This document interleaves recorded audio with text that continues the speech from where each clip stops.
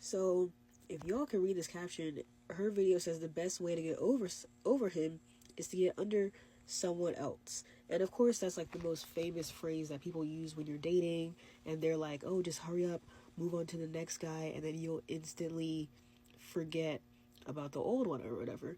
But the thing is, like, this doesn't always work in certain scenarios, because I guess it just depends like what your like attachment style is, or your like love style. I don't know what it's called, but it just depends how you are, right? Because it's not going to be the same for every person, because some people, they could sleep with like 20 people, they could talk to 20 people, they could date 20 people, but then they'll still be thinking about their ex, right? But then you got the other people who I guess have like different attachment styles. They'll do something with like another person, just go on like one date, and then they instantly forget about their ex, you know? So depends how you are.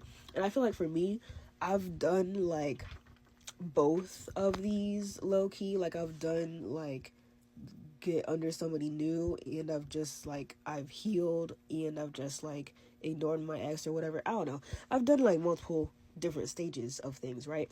So for me, I'm gonna explain this stage, right? When I was in a toxic relationship, I was like with my ex, blah blah blah. We were like on and off. I kept taking him back, even though he was like cheating on me. He was being mean, like emotionally abusive, blah blah blah, right? But next thing I know, I meet this other guy, and of course, men, before they start talking, be seeming like a good possibility, right? So I meet the new guy, and then it's like I instantly forget about my ex, who I swore I was in love with. That's why I kept forgiving him, right? But the new guy was like being nice to me. He was giving me all these compliments, and I instantly forgot about my ex. So then I was thinking, like, wait a minute, this is crazy. Like, they were right that you just gotta start talking to somebody new. Just open up your options, and you can just forget about the past. Like, who the hell cares, right?